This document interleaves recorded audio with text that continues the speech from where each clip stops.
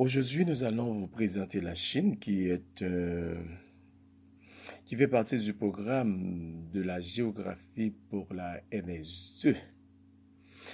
D'abord, présentons quelques éléments géographiques de la Chine.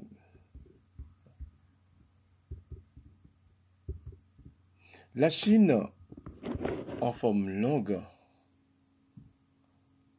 est la République populaire de Chine, ou la RPC, que l'on appelle parfois Chine populaire. La Chine est un pays d'Asie de l'Est, avec plus de 1,4 milliard d'habitants, soit un sixième de la population mondiale. Elle est le pays le plus peuplé du monde. Elle compte à peu près 8 agglomérations de plus de 10 millions d'habitants, dans la capitale Pékin, Shanghai, Canton, et j'en passe. Elle comporte plus de 30 villes d'au moins 2 millions d'habitants, avec 9600 km² selon l'ONU. Or, Hong Kong, Macao et Taïwan, ou de 9,596 960 km². La Chine est également le plus grand pays d'Asie orientale et le 3e ou 4e plus grand du monde par la superficie. La Chine s'étend des côtes de l'océan Pacifique au Pamir et au Tian Shan et du désert de Gobi à l'Himalaya et au nord de la péninsule indo-chinoise. Depuis 1914, le PIB en parité de pouvoir d'achat de la République populaire de Chine est le plus élevé du monde. Depuis 2014. Depuis 2014, la Chine possède le PIB le plus élevé du monde. La Chine est l'un des 5 membres permanents du Conseil de sécurité des Nations Unies. Elle est le premier pays exportateur mondial et dispose de l'arme nucléaire, de la plus grande armée du monde et du 2e plus grand budget militaire. C'est un pays gouverné par le Parti communiste, et cela depuis 1949. La Chine a adopté une économie socialiste de marché ou capitalisme et contrôle politique autoritaire se côtoient en une formule spécifique. La Constitution de la République populaire de Chine la définit comme un État socialiste de dictature démocratique populaire dirigé par la classe ouvrière et basé sur l'alliance des ouvriers et des paysans. Le préambule de la Constitution spécifie le rôle dirigeant du Parti communiste chinois. C'est-à-dire le Parti communiste joue un rôle déterminant. C'est lui qui dirige le pays. Et il constitue et continue de citer officiellement le marxisme-léninisme comme idéologie de référence de l'État. Maintenant, faisons un peu d'histoire.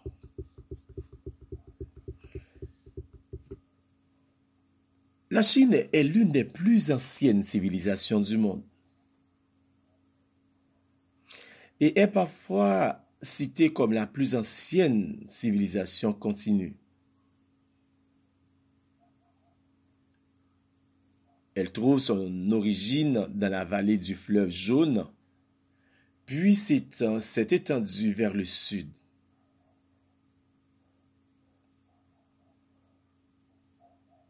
C'est la conquête des territoires du sud du Yanzi, du Yanzijiang dès la dynastie Han. Vers l'ouest, première incursion en Asie centrale sous les Yang, extension temporaire jusqu'à la mer Caspienne sur les Tang, conquête du Xinjiang et du Tibet sous les Qing et vers le nord. La dynastie Qing d'origine mandchoue apporte à la Chine la Mandchourie et la Mongolie. Il faut dire que au cours de son histoire, la Chine a été à plusieurs reprises divisée, puis réunifiée. La Chine a été par 2 fois entièrement conquise par des étrangers, par les Mongols au XIIIe siècle et par les Mandchous au XVIIe siècle. Bien que ceux-ci aient fini par adopter les coutumes et le système administratif chinois pour gouverner l'empire. La dernière dynastie impériale, les Qing, la dynastie d'origine mandchoue qui régnait sur le pays depuis 1644, a connu une période de déclin durant la phase d'expansion coloniale des pays occidentaux, menant le pays de défaite en défaite à partir des guerres de l'opium. Le régime impérial chinois est renversé par la Révolution chinoise de 1911 et la République de Chine est proclamée par Sun Yat-sen début 1912 et en 1927, une guerre civile chinoise éclate avec le Parti communiste chinois, interrompue pendant la guerre avec le Japon jusqu'à la capitulation japonaise en 1945. À la suite de la victoire militaire du Parti communiste chinois sur le Kuomintang qui s'est exilé à Taïwan avec le gouvernement de la République de Chine, la République populaire de Chine est proclamée le 1er octobre 1949. Il faut dire, c'est ça qui explique aussi ces divisions jusqu'à présent entre la Chine, la Grande Chine, la Grande Chine, la République populaire de Chine et la Petite Chine, Taïwan.